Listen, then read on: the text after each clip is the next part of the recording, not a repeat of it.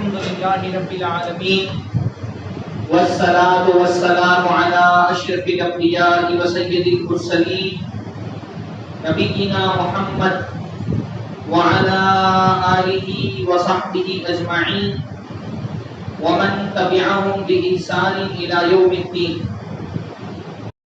جب آپ عقیدے کی کتاب پڑھتے ہیں تو آپ کو بتایا جاتا ہے کہ یہ لا الہ الا اللہ، یہ اثبات، یہ نفی اور اثبات دو چیزوں کا مرکب ہے. اس کا ایک پہلو ہے نفی کا اور ایک ہے اثبات کا. ایک پہلو اس کا ہے جہاں آپ کو ایک چیز کا انکار کرنا ہے، نیگیٹو پہلو ہے کہ جہاں آپ کو کفر میں انکار کرنا ہے، اور دوسرا پہلو ہے اثبات کا، شرک کا انکار اور توحید کا اثبات. انکار اور اثبات دو چیزوں سے مل کر یہ کلمہ بنا ہے نا. اس میں نفی پہلے ہے اور اثبات بعد میں. لا الہ، سب سے پہلا مرحلہ یہ ہے کہ اللہ کے علاوہ اس زمین پر پوجے جانے والے تمام معبودوں کی معبودیت کی نفی. یہاں سے شروعات ہوتی ہے. نہیں ہے کوئی بھی معبود، نہیں ہے کوئی عبادت کے لائق، نہیں ہے کوئی پوجا کے لائق، نہیں ہے کوئی اس لائق کہ اس کے سامنے سر جھکایا جائے، اس سے فریاد کی جائے، اس سے دعائیں کی جائیں.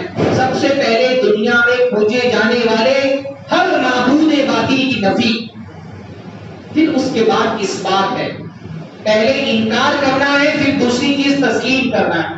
الا اللہ، مگر عبادت کے لائق صرف ایک ہستی ہے، وہ اللہ وحدہ لا شریک لہ کی ہستی. قرآن مجید میں بہت ساری آیتیں ہیں جو لا الہ الا اللہ کی تفسیر ہے. اس میں سے ایک آیت یہ ہے جو میں نے خطبے کے بعد آپ کے سامنے پیش کی، سورہ البقرہ کی آیت نمبر 256. اللہ نے فرمایا لا اکراہ فی الدین، دین میں کوئی زور زبردستی نہیں ہے. قد تبین الرشد من الغی، ہدایت اور گمراہی واضح ہو گئی ہے. فمن یکفر بالطاغوت ویؤمن باللہ فقد استمسک بالعروۃ الوثقی. اللہ نے فرمایا جو طاغوت کا انکار کرے اور اللہ پہ ایمان لے کر کے آئے. دیکھیے لا الہ الا اللہ، پہلے نفی پھر اثبات، پہلے انکار پھر تسلیم. یہاں پہ کیا فرمایا؟ پہلے طاغوت کا انکار. ومن یکفر بالطاغوت، طاغوت کا انکار کرے گا، ویؤمن باللہ، اور اللہ پر ایمان لائے گا، فقد استمسک بالعروۃ الوثقی، تو وہ ایک مضبوط کرے کو تھام لے گا جو ٹوٹنے والا نہیں. مضبوط رسی کو پکڑ لے گا، ایک مضبوط سہارے کو پکڑ لے گا. اللہ نے طاغوت کا انکار، طاغوت کس کو کہتے ہیں؟ علماء نے اس کی تفسیر بیان کی، ہر وہ چیز جس کی اللہ کے علاوہ پوجا کی جائے وہ کیا ہے؟ طاغوت ہے. سارا کفر طاغوت ہے، سارا شرک طاغوت ہے. اسلام کے علاوہ دنیا کا ہر مذہب کیا ہے؟ طاغوت ہے. اسلام کے علاوہ اس زمین پر پایا جانے والا ہر دین کیا ہے؟ طاغوت ہے. طاغوت کی نفی کرنا ہے، اسلام کا اثبات کرنا ہے. کفر کی نفی کرنا ہے، اسلام کو تسلیم کرنا ہے. شرک کا انکار کرنا ہے، اسلام کو تسلیم کرنا ہے، تب جا کر کے آپ کا اسلام مکمل ہوگا. کفر بالطاغوت پہلے ہے، طاغوت کا انکار پہلے ہے. دنیا میں پایا جانے والا اسلام کے علاوہ ہر مذہب، جب تک آپ اس کا انکار نہ کر دیں، اسلام کو قبول کر لینا آپ کے لیے کافی نہیں. کوئی بولے ٹھیک ہے اسلام اللہ تعالیٰ کا ایک مذہب ہے، اسلام کے علاوہ سارے مذاہب بھی آسمان سے نازل ہوئے، کوئی بھی مذہب مان لو، چلنے والا ہے؟ نہیں چلنے والا. ان الدین عند اللہ الاسلام، اللہ کا دین کیا ہے؟ صرف اسلام ایک اللہ کا دین ہے. اسلام کے علاوہ جنت میں جانے کے سارے دروازے بند ہیں. جب تک سارے ادیان کا انکار نہ کر دیا جائے، اسلام کو قبول کر لینا فائدہ نہیں پہنچائے گا. اور دین کے انکار میں یہ بات بھی آتی ہے کہ دین کے انکار کے ساتھ ساتھ اس دین کے تہواروں کا انکار کیا جائے. کیونکہ تہوار، عیدیں، فیسٹیولز یہ کیا ہوتے ہیں؟ دین کا حصہ ہوتے ہیں. کسی مذہب کے انکار میں، کسی دین کے انکار میں یہ بھی شامل ہے کہ اس کے اس مذہب، اس دین کے ان فیسٹیولز کا بھی انکار کیا جائے جو اس دین کی جڑ سے نکلے ہیں. ہے کہ نہیں؟ ریلیٹ کر رہے ہیں نا؟ ہمارا دین کیا ہے؟ اسلام.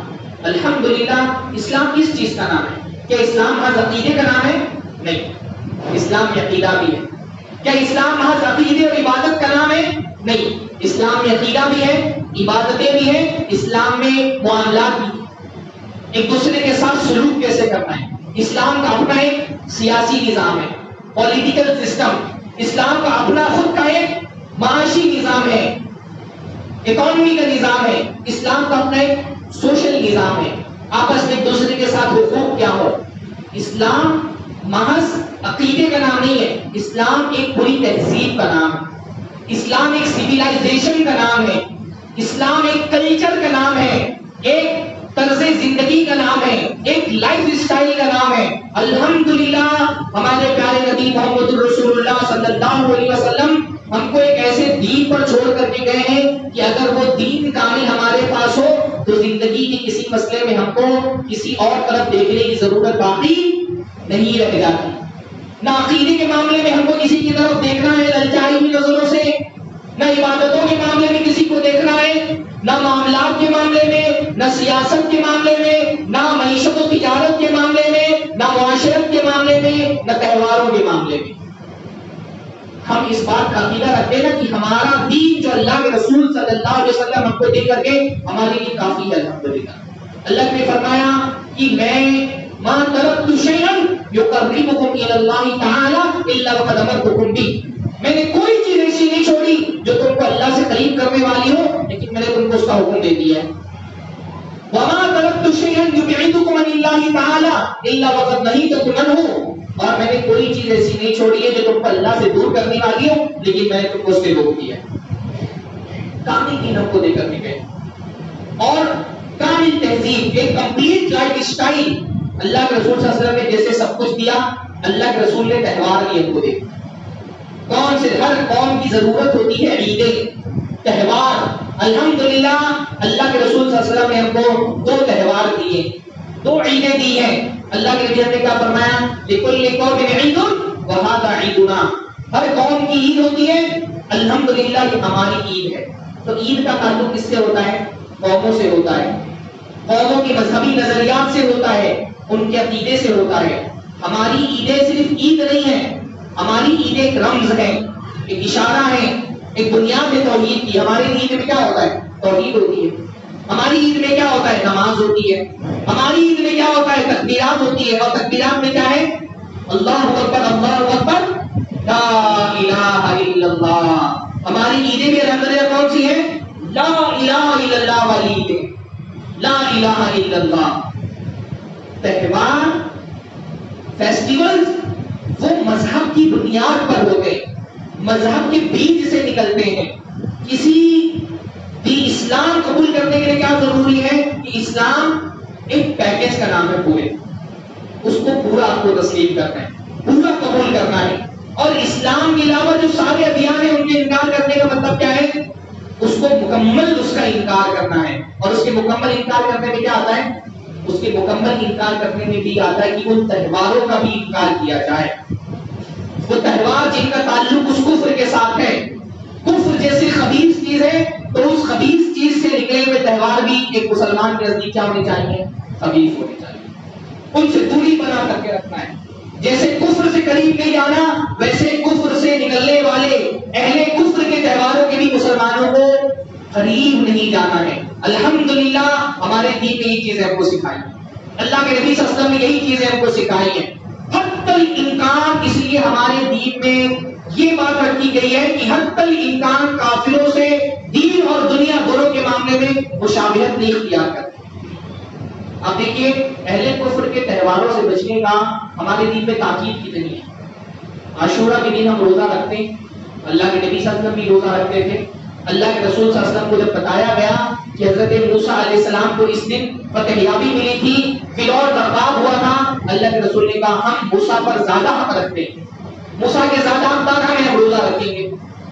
صحابہ کرام نے اللہ کے نبی صلی اللہ علیہ وسلم کو آ کر کے بتایا، اللہ کے نبی ہم بھی روزہ رکھتے ہیں. روزہ ایک جینوین ریزن کے تحت رکھا جاتا تھا کہ نہیں؟ ہاں، اس کا ایک جینوین سبب تھا. حضرت موسیٰ علیہ السلام کی فتح یابی پر شکرانہ، خوشی، عاشورہ کے دن، 10 محرم کے دن اللہ کے رسول کو جب بتایا گیا کہ یہودیوں پہ ہم میں مشابہت ہو جا رہی ہے، اللہ کے رسول نے کیا فرمایا؟ جنرل ریزن میں بھی کہیں اگر یہودیوں سے مشابہت ہو رہی ہے، حالانکہ یہودی اور مذہب کے ماننے والوں کی بنسبت مسلمانوں سے نسبتاً قریب تھے، ہے نا، اہل کتاب میں سے ہیں، ان کا کھانا حلال ہے، ان کا ذبیحہ حلال ہے، ان کی عورتوں سے شادی حلال ہے، دوسرے کافروں کے مقابلے میں بہت سارے معاملات میں اللہ تعالیٰ نے مسلمانوں کے لیے یہودیوں کے ساتھ بہت سارے سوشل معاملات میں، معاشرتی معاملات میں چھوٹ دی ہے، آزادی دی ہے۔ اس کے باوجود اللہ کے رسول نے کیا اس کو بھی قبول نہیں کیا کہ یہودی اس دن روزہ رکھتے، ہم بھی روزہ رکھتے۔ اللہ نے فرمایا اگر میں اگلے سال باحیات رہا تو میں ایک روزہ اور رکھوں گا، میں نوفل کا بھی روزہ رکھوں گا۔ کیوں؟ تاکہ اس معاملے میں بھی یہودیوں سے مشابہت نہ ہو، کہیں ہماری چیزیں یہودیوں کے ساتھ مل نہ جائیں۔ اسلام کا راستہ کفر کے راستے سے بالکل الگ ہونا چاہیے، اسلام کا کلچر، اسلام کی تہذیب کافروں کی تہذیب سے بالکل الگ رکھنا ہے کسی معاملے میں، ایون سوشل معاملات میں بھی، اپیرنس کے معاملات میں بھی بار بار کتنی حدیثوں میں آتا ہے کہ یہودیوں کی مخالفت کرو۔ صحابہ کرام میں سے بعض صحابہ کو اللہ کے لیے دیکھا ان کی داڑھی پک گئی ہے، سفید ہو گئی ہے، اللہ نے کیا فرمایا؟ غیروا ھذا الشرک وخالفوا اليہود، یہ جو سفیدی ہے اس کو تبدیل کرو، یہودیوں کی مخالفت کرو، منع فرمایا اللہ کے نبی صلی اللہ علیہ وسلم۔ یہودی چپل پہن کر کے، جوتے پہن کر کے نماز نہیں پڑھتے۔ حضرت موسیٰ علیہ السلام جب وادی طوا میں پہنچے تو اللہ نے کیا فرمایا تھا؟ اخلا نعلیک انک بالوادی المقدس طوا، اپنے جوتے نکال دو، تم طوا کی مقدس وادی میں ہو۔ تو یہودی جوتے پہن کے نماز نہیں پڑھتے، اللہ کے رسول صلی اللہ علیہ وسلم نے فرمایا جوتے پہن کے نماز پڑھو تاکہ یہودیوں کی مخالفت ہو۔ ہمارے دین میں اہل کتاب کی مخالفت کس درجے میں مطلوب ہے آپ اندازہ لگائیں۔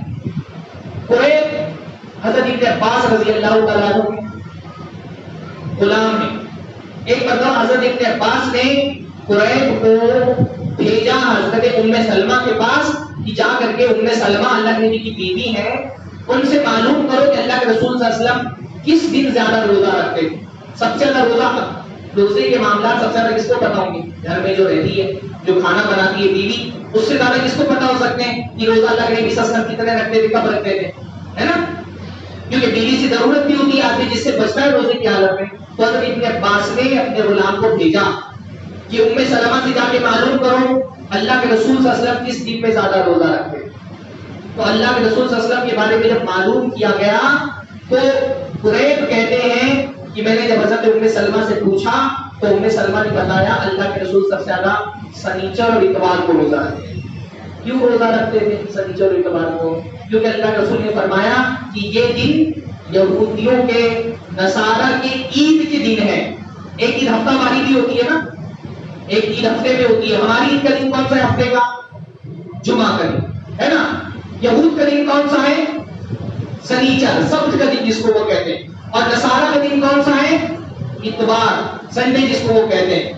اللہ کے رسول فرماتے ہیں کیونکہ یہ ان کی عید کے دن ہے، ان کی مخالفت میں روزہ رکھتا ہوں، کیونکہ عید کے دن روزہ نہیں رکھا جاتا نا، صرف جمعہ کے دن اللہ کے رسول نے اس لیے روزہ رکھنے سے منع فرمایا۔ تو کیونکہ عید کے دن روزہ نہیں رکھا جاتا، ان کے عید کے دن اس لیے میں کیا کرتا ہوں؟ روزہ رکھتا ہوں۔ جس دین میں اہل کفر کے تہواروں کی مخالفت اس درجے میں مطلوب ہو کہ اللہ کے رسول جان بوجھ کر کے سنیچر اور اتوار کا روزہ کیوں رکھ رہے ہیں؟ تاکہ اہل کتاب کی مخالفت ہو۔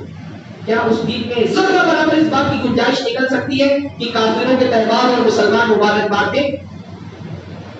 جس دین میں ہفتہ واری عید، سالانہ عید بھی نہیں، ہفتہ واری عید میں مخالفت کا کی حالت یہ ہے کہ اللہ کے رسول صلی اللہ علیہ وسلم روزہ رکھ رہے ہیں تاکہ ان کی مخالفت ہو، کیا اس دن میں اس کی گنجائش نکل سکتی ہے کہ آپ بھی لے جا کر کے کسی کافر لڑکی سے راکھی بندھوا لیں، آپ پٹاخے پھوڑیں، ہاں آپ بینر لگوائیں اور اس میں ہولی اور دیوالی کی اور کرسمس کی مبارکباد دیں، کیا ذرہ برابر اس کی گنجائش نکل سکتی ہے اس دین کے اندر؟ یہ بہت افسوس ہوتا ہے، خاص طور پہ ہمارے معاشرے کا ایک طبقہ، سیاست دان طبقہ، مسلمان سیاست کر کے کسی بڑے عہدے پر آ کر بھی کچھ کمپرومائز کریں تو بات سمجھ میں بھی آتی ہے، بھائی تم سی ایم ٹی ایم بن جا رہے ہو اس لیے بات لیولوں پہ تم کو تھوڑا سا کمپرومائز دین کی وجہ سے کرنا پڑتا ہے۔ بیچارے کارپوریٹر نہیں بن پاتے، چھوٹے چھوٹے M P M L A کے الیکشن والے اور ان کے چھڑوئیے قسم کے نیتا کوئی تہوار کا موقع آتا ہے لائن لگا کر کے مبارکباد دے رہے ہو. ایسے ایسے مرحلے میں توحید کو ہم نے کوئی اہمیت ہی نہیں دی. توحید کی سمجھوتا کرنے والی چیز ہے. آدمی توحید کے لیے اپنی جان قربان کر دے کر اس کو توحید کی اہمیت کا اندازہ ہو. لیکن ہم چھوٹے چھوٹے فائدوں کے لیے, چھوٹے چھوٹے مفادات کے لیے فوراً اپنی توحید کو ہی داؤ پہ لگا دیتے. ہمارے دین میں اس کی کیسے گنجائش ہو سکتی؟ آپ دیکھیے تہواروں کے معاملے میں, ہفتہ واری تہواروں کے معاملے میں اللہ کے رسول نے حدیث میں کیا فرمایا؟ حضرت ابو ہریرہ وغیرہ سے حدیث مروی ہے کہ اللہ تعالیٰ نے جمعہ کا دن یہود و نصارہ کو بھی دیا تھا, لیکن انہوں نے مخالفت کر لی. تو یہود نے سنیچر کا دن اختیار کر لیا اور نصارہ نے اتوار کا دن اختیار کر لیا, اور اللہ نے اپنے فضل سے اس امت کے لوگوں کو جمعہ کا دن عنایت فرما دیا. یہ اللہ کا فضل ہے کہ جمعہ کا دن ہم کو ملا.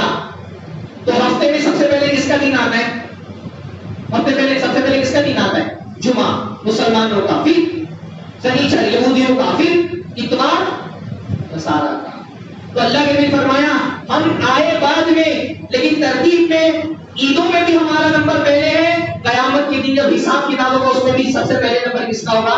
امت محمد. نحن الاولون السابقون. اللہ نے فرمایا ہم سب سے آگے, سب سے پہلے ہوں گے. دنیا میں آنے کے بعد سے سب سے بعد میں ہے, آخرت میں سب سے پہلے ہم ہوں گے. اور عیدوں میں بھی سب سے پہلے عید ہماری. عیدیں پہلے مذاہب کے اختصاص ہوتی ہیں, ان کی خصوصیت ہوتی ہے, اس لیے ہم سے ہر مرحلے میں ہم سے اللہ کے رسول صلی اللہ علیہ وسلم نے ہم کو مخالفت کرنا سکھایا. ہم کافروں کی عید میں شریک نہیں ہو سکتے, ان کو مبارکباد نہیں دے سکتے. کیوں؟ کیونکہ ہمارے دین نے کافروں کی مشابہت سے منع کیا ہے, مخالفت کا حکم دیا ہے. ہاں, اللہ کے نبی نے فرمایا من تشبہ بقوم فهو منهم. جو کسی قوم کی مشابہت اختیار کرے اس کے جیسا بنے وہ ہی میں سے ہے. اب یہ مشابہت نہیں ہے کہ کافر تہوار میں اپنے رنگ لگا رہے تو مسلمان اس کے ساتھ رنگ لگانے میں شریک ہو گیا. یہ مشابہت نہیں ہے. کافر بم پھوڑ رہا ہے تو مسلمان بھی اس کے ساتھ بم پھوڑ رہا ہے. کوئی کافر کیک کاٹ رہا ہے, مسلمان بھی دیکھ رہے ہیں اس کے ساتھ کیک کاٹنے میں شریک ہو گئے. مشابہت کس کو بولتے ہیں؟ مشابہت کہتے ہیں ایسی چیزیں جو کسی قوم کا خاصہ ہے, اسپیشل ان کے دن ہیں, اسپیشل ان کے کام ہیں, ان کاموں میں آپ بھی ان کے ساتھ شریک ہو جائیں. یہ مشابہت ہے. جو کافروں کی مشابہت اختیار کرے وہ انہی میں سے.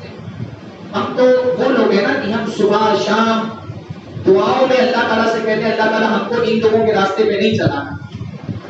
اہدنا الصراط المستقیم, اللہ کو صراط المستقیم پر چلا. صراط الذین انعمت علیہم, ان لوگوں کے راستے پر جن پر تیرا انعام نازل ہوا. انبیاء کے راستے پر, صلحاء کے راستے پر, شہیدوں کے راستے پر, صدیقین کے راستے پر, صحابہ کے راستے پر.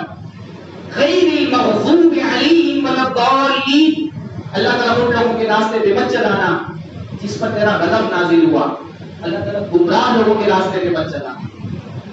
ہاں, تو آپ سورہ فاتحہ میں 4 مرتبہ ظہر کی نماز میں دعا کرنے جا رہے ہیں کہ اللہ تعالیٰ ہم کو ہی گمراہ لوگوں کے راستے پہ مت چلانا. اور باہر نکل کر کے ہولی کھیل رہے, باہر نکل کے کرسمس کی مبارکباد دے رہے, تو آپ خود چل بھی گئے اس راستے پر اور ہم اللہ سے دعا کرتے ہیں ہم کو چلانا بھی نہیں. کافروں کی مشابہت اختیار کرنا ہی تو ان کے راستے پہ چلنا ہے نا. کافروں کی عید منانا, ان کے تہوار منانا ہی تو ان کے راستوں پہ چلنا ہے. تو آپ ان کے راستوں پہ چل کر کے ان کی تہوار منائیں اور اس کے بعد اللہ تعالیٰ سے دعا کریں اللہ کو ان کے راستوں پہ مت چلانا. اگر آپ کافروں کے راستے سے بچنا چاہتے ہیں تو اس کا تقاضا کیا ہے؟ صراط مستقیم پر چلنے کا تقاضا کیا ہے؟ کافروں کی مخالفت. علامہ ابن تیمیہ رحمہ اللہ کی بڑی ایک پیاری کتاب, ایسی کتاب ہے نا کہ اس کتاب کا صفحے کا درس ہونا چاہیے مسجدوں میں, خاص طور پہ ایسے دور میں جو ایک سیکولرزم کے فتنے کے نام پر دینوں کے درمیان جو امتیاز کی لکیریں ہیں وہ مٹانے کی کوشش کی جا رہی ہے. کتاب کا نام کیا ہے؟ اقتضاء الصراط المستقیم بمخالفت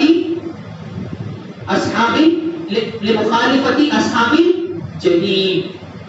اقتضاء الصراط المستقیم, صراط مستقیم کا تقاضا, صراط مستقیم پر آپ چلنا چاہتے ہیں تو صراط مستقیم پر چلنے کی ڈیمانڈ کیا ہے؟ اہل جحیم کی مخالفت.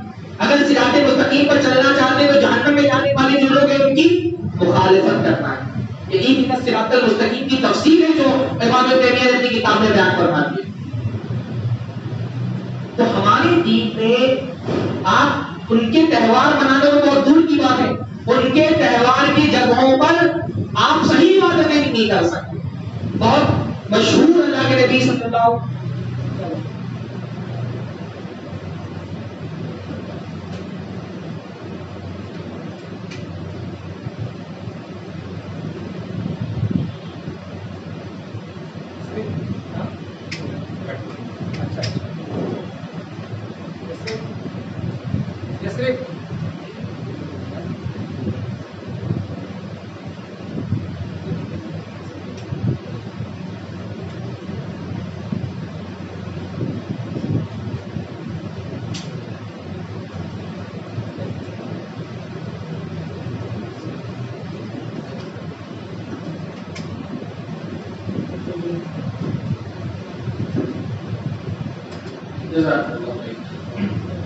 میں بتا دے رہا تھا آپ کو کہ عیدوں میں کافروں کے تہواروں میں شریک ہو جانا تو بہت بڑی بات ہے.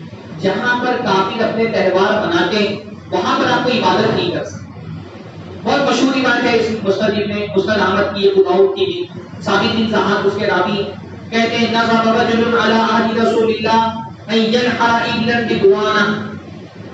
ثابت بن ضحاک کہتے ہیں کہ اللہ کے رسول کے زمانے میں ایک آدمی نے بوانا ایک جگہ تھی وہاں پر ایک اونٹ ذبح کرنے کی نظر مانی کہ میں اونٹ ذبح کروں گا.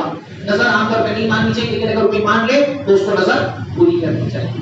اللہ کے رسول صلی اللہ علیہ وسلم کے پاس آئے تو اللہ کے رسول صلی اللہ علیہ وسلم سے اجازت چاہی کہ اللہ کے رسول میں نے فلاں مقام پر اونٹ ذبح کرنے کی نظر مانی ہے تو میں نظر پوری کر سکتا ہوں. اللہ کے رسول نے کیا فرمایا؟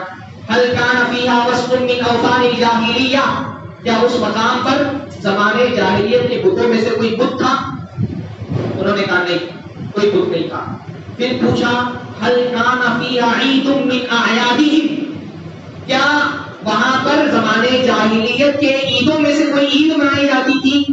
کوئی میلہ لگتا تھا کوئی عید منائی جاتی تھی؟ کہا نہیں. تو اللہ نے فرمایا تب ٹھیک ہے تم اپنی نظر وہاں پہ پوری کر سکتے ہو. جو صحابی تھے نظر ماننے والے وہ کون تھے؟ مسلمان تھے نا, صحابی تھے. انہوں نے نظر کس کے لیے مانی تھی؟ اللہ کے لیے مانی تھی. خالص اپنی عبادتیں بھی ایسے مقامات پر ادا نہیں کی جا سکتی ہے جہاں مشرکین اپنی عید مناتے تھے. تو آپ بتائیے جب صحیح عبادتیں بھی ان مقامات پہ ادا نہیں کی جا سکتی جہاں پہ عید منانے تھے کافر, تو کافروں کی عیدوں میں کیسے شریک ہو سکتے ہیں؟ یہ جو تہوار ہوتے ہیں کیا ہوتے ہیں؟ عید ہوتے ہیں. عید کا مطلب کیا ہوتا ہے؟ آتا یا اردو کا مطلب ہوتا ہے لوٹنا. عید کا مطلب وہ دن جو ہر سال آتا ہے, ایک مخصوص دن جو ہر سال آتا ہے, اس کو سیلیبریٹ کیا جاتا ہے اور اس دن مخصوص اعمال انجام دیے جاتے ہیں. ہر تہوار کے کچھ مخصوص اعمال ہوتے ہیں نا, چاہے وہ مسلمانوں کے تہوار ہو چاہے وہ کافروں کے تہوار ہو. ہم عید الفطر مناتے ہیں, عید الفطر کے مخصوص اعمال ہیں, نماز پڑھی جاتی ہے, نماز کا ایک مخصوص طریقہ ہے. عید الاضحیٰ کے مخصوص اسپیشل اعمال ہیں.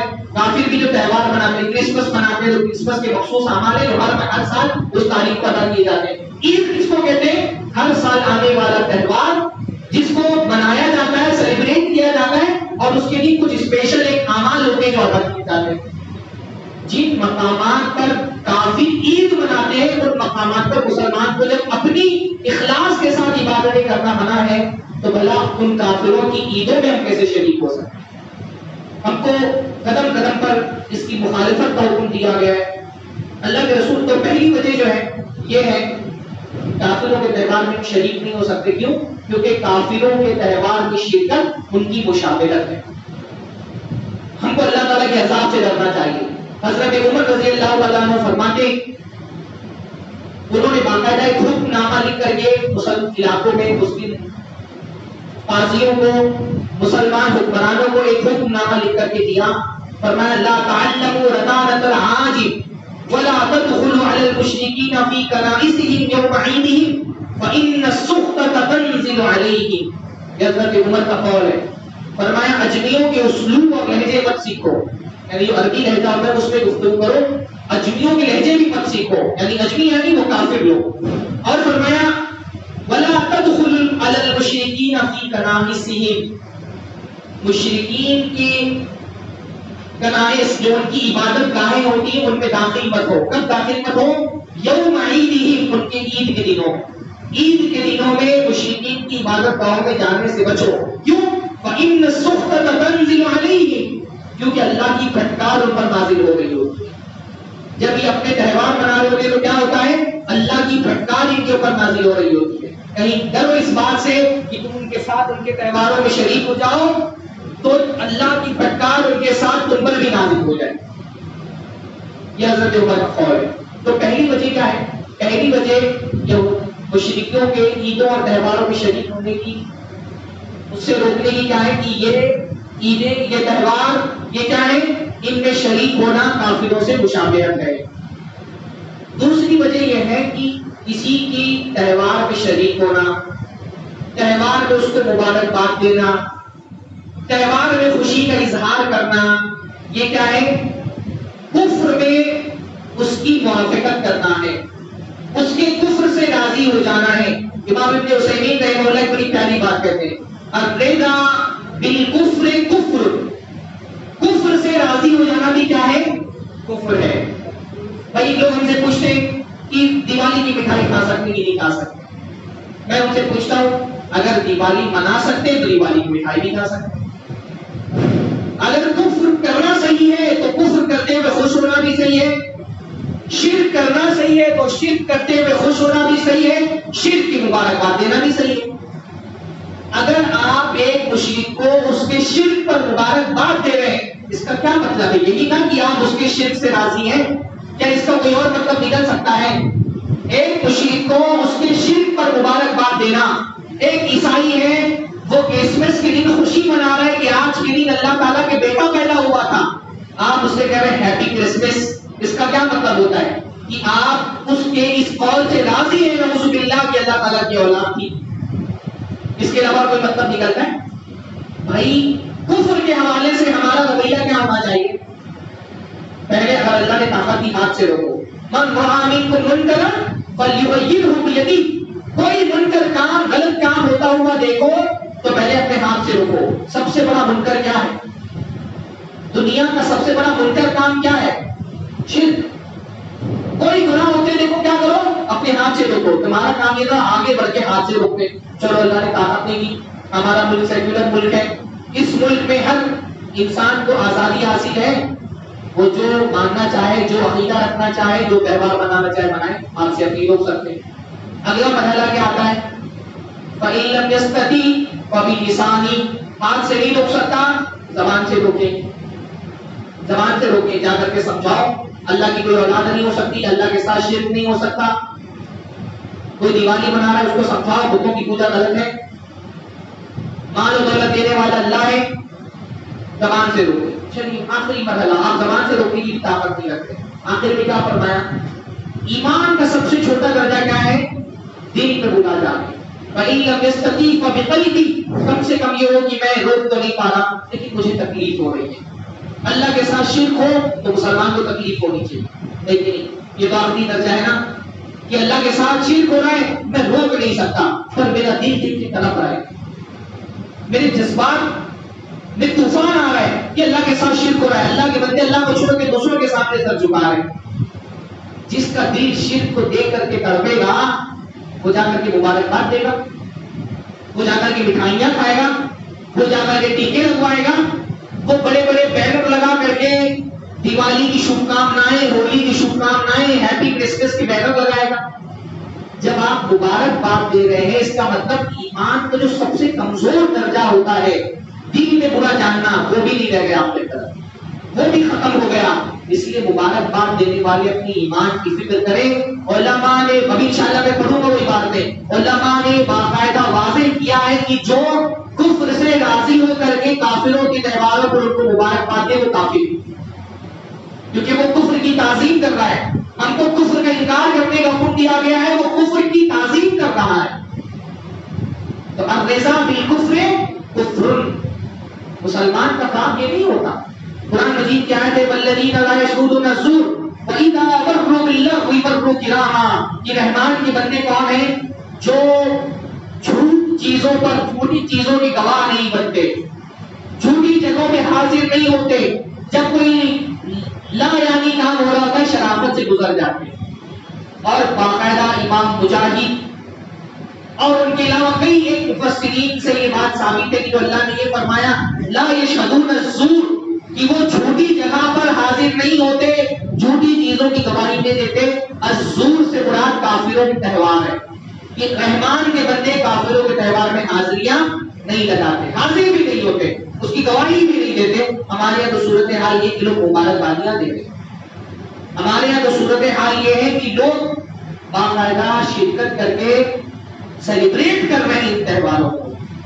تو یہ موافقت نہیں ہے, یہ مخالفت, یہ مخالفت نہیں, یہ موافقت ہے. اور موافقت اگر رضا کے ساتھ ہو جائے تو انسان کافر ہو سکتا ہے, انسان کو ڈرنا چاہیے. دو وجہ ہو گئی. تیسری وجہ یہ کہ اللہ تعالیٰ نے ہم کو دو عیدیں دے دی, ہمارے لیے کافی ہے نا. مسلمان کو سیلیبریٹ دو ہی چیزیں کرنا ہے.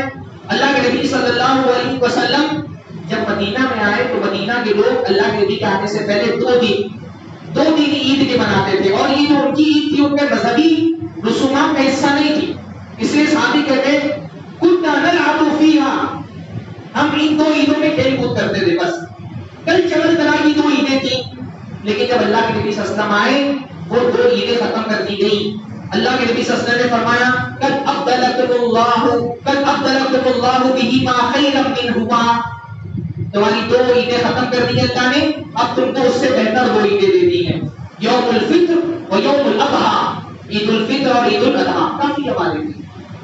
مسلمان کی دو عیدیں, عید الفطر اور عید الاضحیٰ. لیکن اگر مسلمان ہولی بھی سیلیبریٹ کر رہا ہے, دیوالی سیلیبریٹ کر رہا ہے, دسہرا منا رہا ہے, کرسمس بھی منا رہا ہے, تو پھر مسلمان کی دو عیدیں کہاں رہے گی؟ پھر تو سال میں جتنی عیدیں کافروں کی آ رہی ہے وہ سب مسلمان بھی سیلیبریٹ کر رہا ہے. اس کی گنجائش ہمارے دین کے اندر بس دو عیدوں کے تک اپنے آپ کو محدود رکھنا ہے. تو یہ تیسری وجہ. چوتھی چیز یہ ہے کافروں کے تہوار میں شریک ہونا دعوت کے خلاف ہے. ہمارا کام کیا ہے؟ ان کو دعوت دینا, ان کو شرک سے روکنا. اگر کافر کے لیے دل میں خیر خواہی ہے آپ کے, آپ ایک کافر کا بھلا سوچتے ہیں, تو اس کی بھلائی کس چیز میں کہ وہ شرک کر رہا ہے, اس کو شرک کرنے دیا جائے, اس میں بھلائی نہیں نا.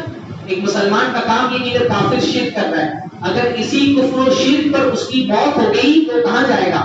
جہنم میں جائے گا. اگر واقعتاً اس کافر کے لیے ہمارے دل میں ہمدردی ہے تو ہمارا کام ہے کہ اس کو اس کے کفر سے روکا جائے, نہ یہ کہ اس کے کفر میں جا کر کے اس کو مبارکباد دی جائے. نہیں سمجھ رہے؟ بھئی کافر ہے, اپنے تہواروں میں کفر کر رہا ہے, شرک کر رہا ہے, بتوں کی پوجا کر رہا ہے, ہم مسلمان ہیں.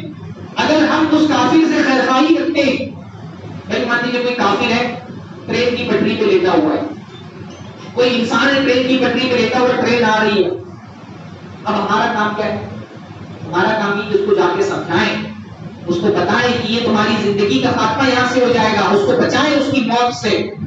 موت سے بچانے سے زیادہ اہم ہے انسان کو کفر سے بچانا, جہنم سے بچانا. تو ہمارا کام تو یہ ہے نا کہ کفر کرنے والے کو جا کے اس کے کفر سے روکا جائے. اب جو آتی ان کے تہواروں میں ان کو مبارکباد دے رہے ہیں, ان کا خیر خواہ نہیں, وہ ان کی بھلائی والا سوچنے والا نہیں ہے, وہ تو ان کے کفر پر ان کو مبارکباد دے کر کے ان کے کفر کی حوصلہ افزائی کر رہا ہے نا. مبارکباد دینے والا کفر و شرک کی حوصلہ افزائی کر رہا ہے. داعی کا کام یہ نہیں ہو سکتا. داعی کا کام یہ ہے کہ کفر کرنے والے کو کفر سے روکا جائے. یہ تیسری چیز ہے.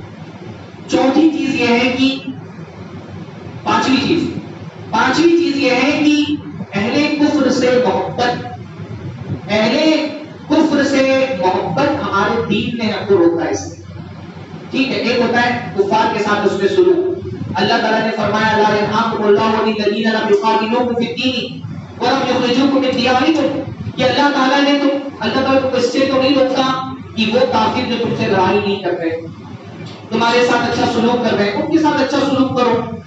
کافروں کے ساتھ حسن سلوک کرنے سے اللہ نہیں روکتا. کافر اگر دعوت دے تو کھانا کھانے جا سکتے کہ نہیں جا سکتے؟ کھائیں کھانا ان کے یہاں پہ. ان کو اپنے گھر میں دعوت دے سکتے ہیں, بالکل دے سکتے ہیں. ان کو تحفے تحائف دے سکتے ہیں, بالکل دے سکتے ہیں. بلکہ ہمارے دین میں تو کافروں کے ساتھ حسن سلوک کرنے کا معنی اس حد تک ہے کافر نہیں، وہ کافر جو اللہ کے نبی صلی اللہ علیہ وسلم کے زمانے میں جنگ بدر میں مسلمانوں کو قتل کرنے کے لیے آئے. جب ان کو قید کر کے لایا گیا، اللہ کے رسول صلی اللہ علیہ وسلم نے صحابہ کو بتایا کہ ان قیدیوں کے ساتھ اچھا سلوک کرنا ہے. عام کافر نہیں تھے، قیدی تھے کافر، کا ان کے ساتھ اچھا سلوک کرنا ہے. صحابہ کرام میں سے کسی کے پاس ایک روٹی ہوتی، اس کافر کو کھلا دیتے، خود بھوکے رہ جاتے، خود بھوکے رہ جاتے. یہاں تک معاملہ ہے. جہاں تک دنیا کا معاملہ ہے، دنیا کے کافر کے ساتھ کیا کرنا ہے؟ اچھے سے اچھا سلوک کرنا ہے، تاکہ وہ ہمارے اخلاق سے متاثر ہو کے ہمارے دین کے قریب آئے.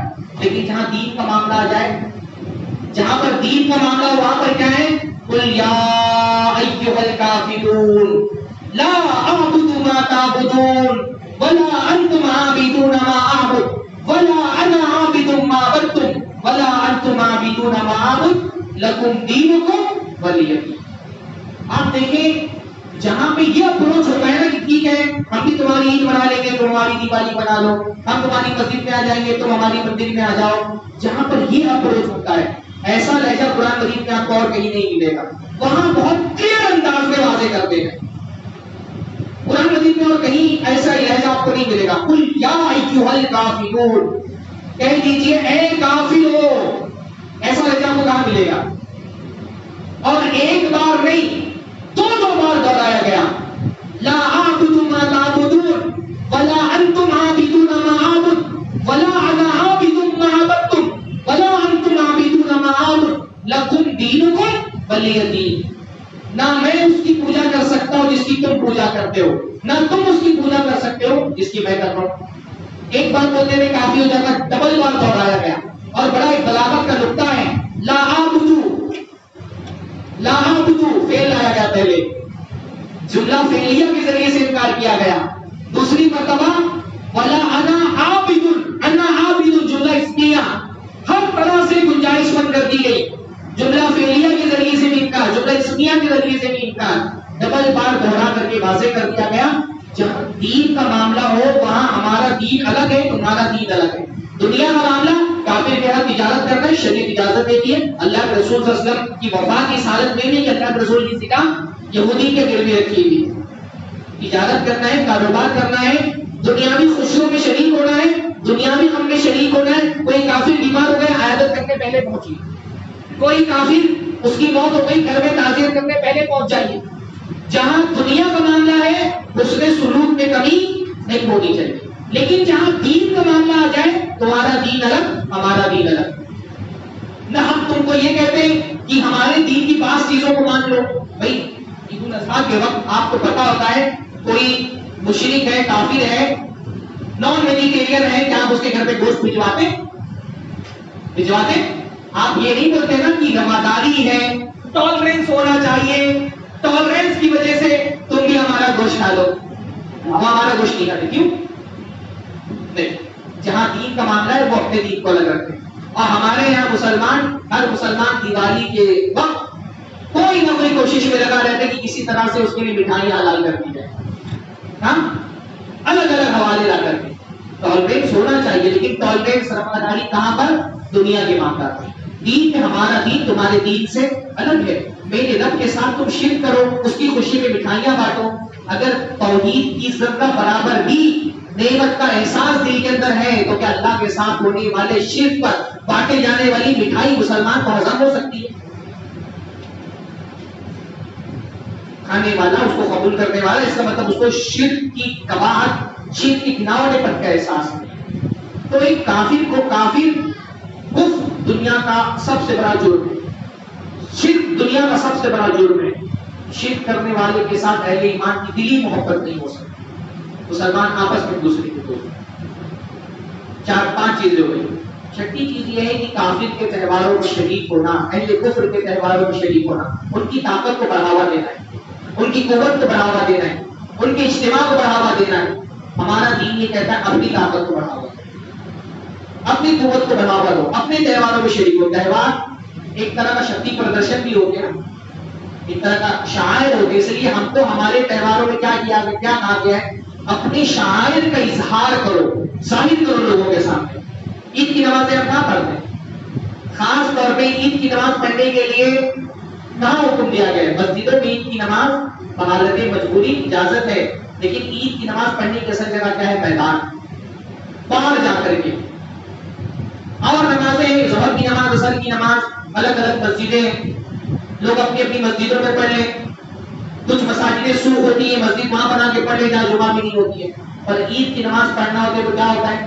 سارے شہر، اصل حکم یہ ہے کہ عید کی نماز ایک شہر میں ایک جگہ ہونی چاہیے، سارے لوگ ایک جگہ جمع ہو کر کے عید کی نماز پڑھے، کیونکہ عید مسلمانوں کا شعار ہے، علامت ہے مسلمانوں کی، اور اس سے مسلمانوں کی قوت کا اظہار ہوتا ہے نا.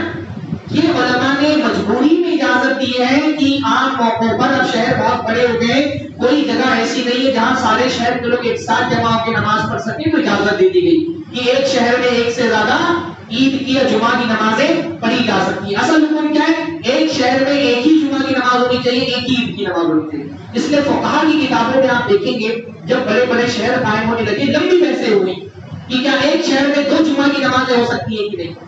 لمبی بحثیں ہوئی، مجبوری میں اجازت دے دی گئی کہ ٹھیک ہے، اب شہروں میں اتنی آبادی ہو گئی ہے کہ سارے لوگوں کا ایک جگہ جمع ہونا ممکن نہیں رہ گیا، تو ایک سے زیادہ نمازیں پڑھ لی جائیں.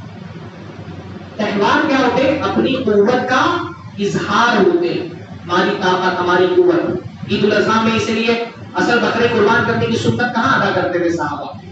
گھر میں نہیں بکرے کاٹے جاتے تھے. بکرے کہاں کاٹے جاتے تھے؟ عیدگاہ کے اندر. سنت یہ کہ عیدگاہ میں بکرے کاٹے جائیں. کیوں؟ اپنی طاقت، قوت، اپنے شعار کا اظہار. عیدیں جو ہے وہ اپنی طاقت کا اظہار ہوتی.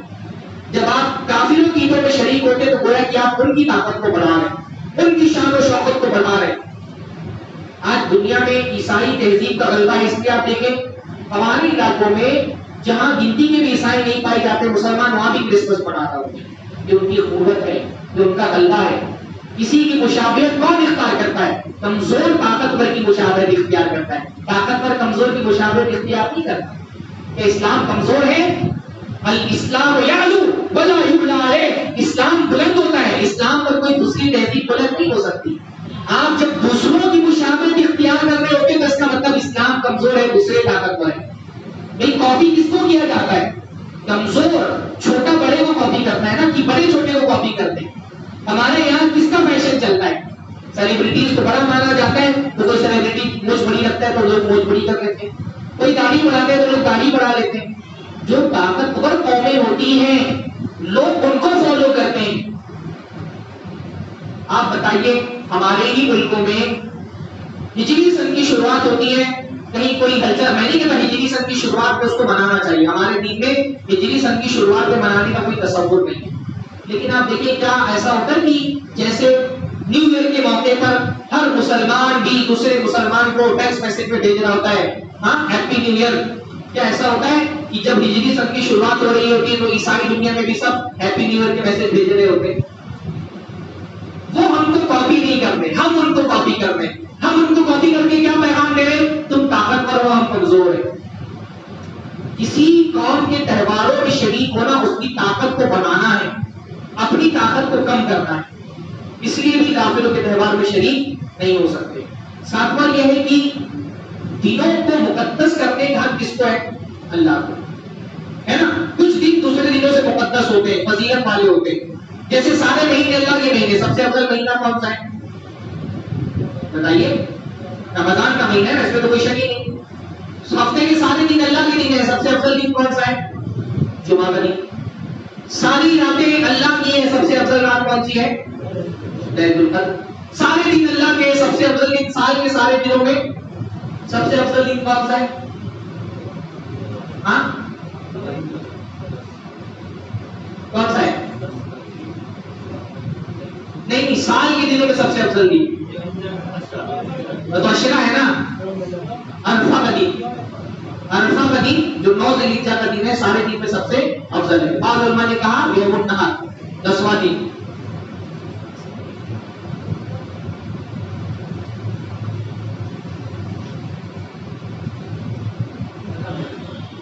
دنوں میں، سال کے دنوں میں سب سے افضل دن 9 ذی الحجہ کا عرفہ کا دن. یا بعض علماء نے کہا 10 ذی الحجہ جو یوم النحر کا دن ہوتا ہے. اشروں میں سب سے افضل اشرہ کون سا ہے؟ اشرہ سمجھتے ہیں نا، 10 دن کا وقفہ. اشروں میں سب سے افضل اشرہ کون سا ہے؟ ہاں ذوالحجہ کا پہلا عشرہ. بعض علماء نے کہا ذوالحجہ کا پہلا عشرہ اور بعض علماء نے کہا رمضان کا آخری عشرہ. اور بعض علماء نے کہا ذوالحجہ کے پہلے عشرے کے دن افضل ہے اور رمضان کے آخری عشرے کی رات افضل ہے. یہ کس نے طے کیا ہے؟ یہ جو خصوصیات دنوں کی کس نے طے کی ہے؟ اللہ نے طے کی. اللہ نے طے کیا ہفتوں میں سب سے افضل دن جمعہ کا، دنوں میں سب سے افضل دن عرفہ کا، راتوں میں سب سے افضل رات لیلۃ القدر، عشروں میں سب سے افضل عشرہ ذوالحجہ کا عشرہ. دنوں کی تقدس، دنوں کی فضیلت طے کرنا اکیلے اللہ کا اختیار. جب آپ کسی کافر کا تہوار منا رہے ہوتے اس کا مطلب اس دن کو آپ اسپیشل مان رہے ہیں، فضیلت والا مان رہے ہیں، اور اپنے طرف سے کسی دن کی فضیلت طے کرنا اللہ کی شریعت میں دخل اندازی ہے. جب آپ ایک خاص دن میں تہوار منا رہے اس کا مطلب کیا ہے؟ آپ کے نزدیک وہ دن افضل ہے، وہ دن اسپیشل ہے، اور دن کو افضل اور اسپیشل اللہ کے علاوہ کوئی قرار نہیں دے سکتا. ایون جب آپ پہلی جنوری کو سال کے پہلے دن کو اسپیشل مان رہے ہوگے اس کا مطلب کیا ہے؟ کہ آپ اللہ تعالیٰ کے حق میں دخل اندازی کرتے ہیں، دنوں کی افضلیت طے کرنے کا حق اللہ کے علاوہ کسی اور کو نہیں. اس لیے بھی کافروں کے تہوار میں شریک نہیں ہو سکتے. 8واں سبب یہ ہے کہ یہ دن جو کافروں کے تہوار ہیں، الحمدللہ اللہ تعالیٰ نے ہم کو وہ تہوار دیا ہے جو دنیا کی ہر برائی سے پاک ہے، صاف ستھرے تہوار ہے نا. عید الفطر کیا کرتے ہیں؟ نماز پڑھتے ہیں، خطبہ ہوتا ہے، سویاں کھاتے ہیں، صدقۃ الفطر ادا کرتے ہیں، غریبوں میں تقسیم کرتے ہیں، عطا کرنے کے، بانٹنے کے، عبادت کا دن ہے الحمدللہ. عید الاضحیٰ کتنا پیارا دن ہے، جانور قربان کر کے اللہ کے راستے میں شکریہ ادا کرتے ہیں اللہ کا. سال بھر میں وہ غریب جن کو سال بھر گوشت میسر نہیں ہوتا ان کے گھر میں گوشت کی بھرمار ہو جاتی ہے. 5 دن. کافروں کا کوئی تہوار ایسا نہیں جو گندگیوں سے بھرا ہوا. کافر اپنے تہوار میں کیا کرتے ہیں؟ شراب پی جاتی ہے، بھانگ پی جاتی ہے، فضول خرچیاں ہوتی ہیں، گناہ کے کام ہوتے ہیں. ان کے تہواروں میں شریک ہونے کا مطلب ان گناہوں کو پروموٹ کرنا ہے. یہ جو تہوار کا دن اس میں کیا ہوتا ہے؟ شراب پی جاتی ہے. مسلمان کو تو ویسے بھی ان گناہوں کی چیزوں سے دور رہنا چاہیے.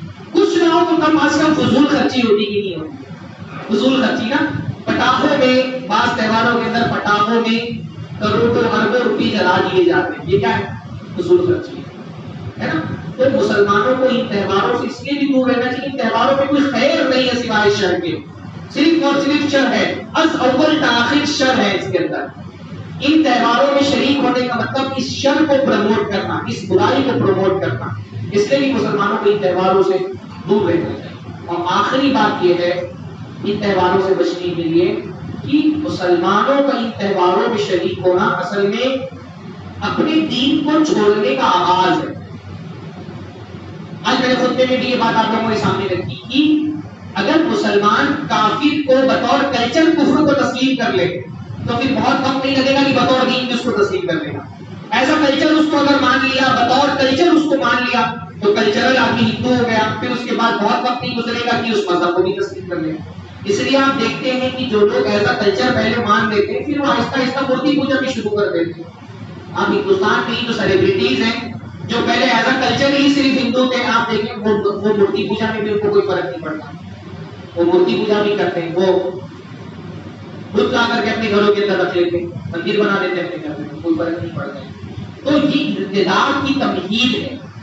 اس لیے مسلمان جو ہے نا وہ جب کسی علاقے میں ہوتے ہیں جہاں پہ کافر ہوتا ہے تو اپنے ایمان اور اپنے دین کی حفاظت کے لیے ضروری کفر سے دوری بنا کے رکھیں، ہے نا. جتنا آپ قریب جائیں گے، کلچر کے قریب جائیں گے تو ممکن ہے کہ آپ ان کے دین کے اندر شامل ہو جائیں. آج جو ارتداد کا فتنہ اتنا تیزی کے ساتھ بڑھا، اس کی وجہ یہ بھی ہے کہ ہم نے ایسا کلچر دوسرے مذاہب کو قبول کر لیا ہے تو ہم کو بطور مذہب قبول کرنے میں بھی کوئی وقت نہیں لگے گا. تو لہٰذا اچھا ہمارے یہاں ایک شبہ جو ہے وہ بہت سارے لوگ بولتے ہیں کہ ارے بھائی وہ بھی تو ہمارے تہوار مناتے ہیں، وہ بھی تو عید میں آتے سبھی کھاتے ہیں، مبارکباد دیتے ہیں، تو وہ مبارکباد دیں ہم کو تو ہم مبارکباد کیوں نہ دیں؟ ہاں وہ ہمارے تہواروں میں آئیں تو ہم ان کے تہواروں میں کیوں نہ جائیں؟ آپ اتنی سی بات سوچیں، کتنی خطرناک بات ہے یہ کہ ہمارا دین اور ان کا دین برابر ہے. ہاں جو یہ دلیل دیتے ہیں کیونکہ وہ ہمارے تہوار میں آتے ہیں تو ہم ان کے تہوار کیوں نہ منائیں، ان سے آسان سوال ہے کہ ہمارا دین اور ان کا دین برابر ہے. ہمارا دین حق ہے، ان کا دین باطل ہے. باطل کو کوئی پرابلم نہیں کہ تھوڑا سا حق مان لے. باطل کو کیا مسئلہ ہے؟ باطل تھوڑا سا حق مان لے اس کو فرق نہیں پڑتا. لیکن کیا اہل حق کو بھی کوئی فرق نہیں پڑے گا تھوڑا سا باطل مان لینے میں؟ کوئی کافر آپ کی مسجد میں آ کر کے نماز پڑھ لے، اس کو کیا فرق پڑنے والا ہے؟ اس کو تو کوئی فرق نہیں پڑے گا. تو کیا ہم کوئی مسلمان تھوڑا سا جا کر کے ایک دن بت کی پوجا نہیں کر سکتا ہے؟ دونوں دین برابر نہیں ہے نا. باطل کی کوئی شکل نہیں ہوتی، وہ کوئی بھی شکل میں اپنے آپ کو تبدیل کر سکتا ہے. حق کی ایک مستقل شکل ہوتی ہے، وہ تبدیل نہیں ہوتا، باطل تبدیل ہوتا رہتا ہے. اس لیے قرآن مجید میں باطل کے لیے جمع کا صیغہ استعمال کیا گیا اور حق کے لیے واحد کا. اللہ رب العالمین نے فرمایا اللہ کیسے فرمایا اللہ ولی الذین آمنوا یخرجہم من الظلمات الی النور. اللہ تعالیٰ ایمان لانے والوں کا دوست ہے، کارساز ہے. اللہ کیا کرتا ہے؟ اندھیروں سے نکال کر کے کہاں لے کر کے آتا ہے؟ روشنی میں لے کر کے آتا ہے. اندھیرے کیا ہے؟ کفر اندھیرے ہیں، اور روشنی کیا ہے؟ اسلام. ظلمات اللہ نے جمع استعمال کیا، اور نور انوار بھی کا نور کا واحد، کہ اسلام ایک ہے اور کفر کے راستے بہت سارے. کفر کوئی بھی شکل بنا سکتا ہے، اسلام اپنی شکل تبدیل نہیں کر سکتا. تو ہمارے دین کو ان کے دین کو برابر آپ نہیں کر سکتے.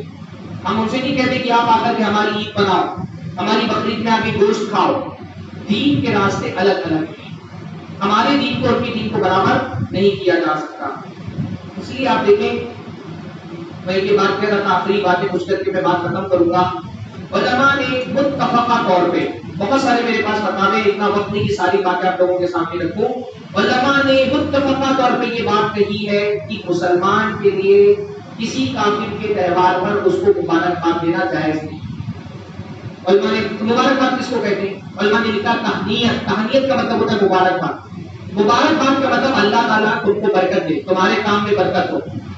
مسلمان کا کام کیا ہے؟ شرک میں برکت پیدا کرنے کے لیے دعا کرنا، کفر میں برکت پیدا کرنے کے لیے دعا کرنا. جب آپ کسی کافر کو اس کے تہوار میں مبارکباد دے رہے ہوتے تو آپ کے بولنے کا مطلب ہوتا ہے تمہارا کفر اور زیادہ بڑھ جائے، تمہارے شرک میں اور زیادہ زیادتی ہو. تو مسلمان کی خواہش یہ ہوتی ہے کہ اس کی شرک میں زیادتی ہو. اس کا تو کام یہ کہ کفر و شرک کو آخری درجے میں کم کرنے کی کوشش کرے. اس لیے امام ابن القیم رحمہ اللہ فرماتے ہیں اما التہنیۃ بشعائر الکفر المختصہ بہ فحرام بالاتفاق، کہ کافروں کے عیدوں میں مبارکباد دینا متفقہ طور پہ حرام ہے. اس پر کسی امت کے فقیہ عالم میں اختلاف نہیں ہے، اس پر اجماع ہے.